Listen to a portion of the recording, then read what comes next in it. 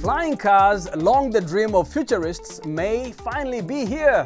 From California, Matt Dibble has our story about the rise of electric aircraft. Spectators gathered in Sausalito, California recently to watch an unusual flight. The Helix, made by Silicon Valley company Pivotal, is among the first electric aircraft to take flight in what some are calling a new era of aerial mobility. Aircraft that can take off vertically without a runway and then fly like a plane have been anticipated for decades.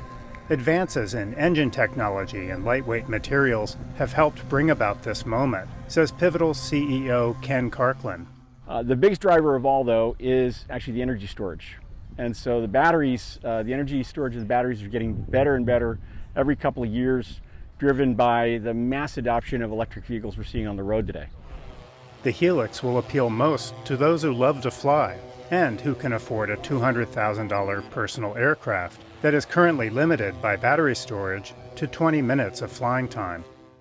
More people are likely to have their first electric aircraft experience in an air taxi, like Archer Aviation's Midnight. It's a one pilot, 4 passengers, 100 miles of range. Travels 150 miles an hour, it's sustainable, it's quieter than a helicopter, it's got 12 propellers. And if any one of those propellers fails, it has the technology to be able to still make a safe landing. The aircraft is undergoing government safety testing, but if all goes as planned, the company says they will be flying customers by the end of 2025. What you see here is a mock-up of what a vertiport is like.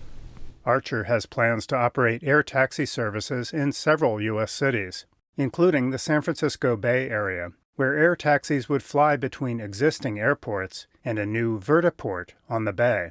The company projects that passengers will pay a fare comparable to a rideshare trip to the same location. Going from city center to airport that costs $150 with rideshare can be $150 on our vehicle. Not only is that, you're getting a 2-hour drive that's turned into a 20-minute trip. There are some really compelling use cases when time is much more important than money, and eventually that'll get cheaper and cheaper over the years so that it's more affordable for common people. Driven by the quest for zero-emission flight and lower operation costs, hundreds of manufacturers worldwide are vying to launch their version of an electric aircraft. Along with the proliferation of drones, the airspace could get crowded.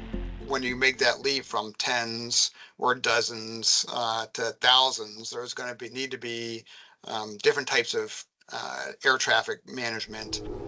So there's a lot of safety planning going into operation of electric aircraft in the future. Many in this crowd seem eager to get on board. Matt Dibble, VOA News, Sausalito, California.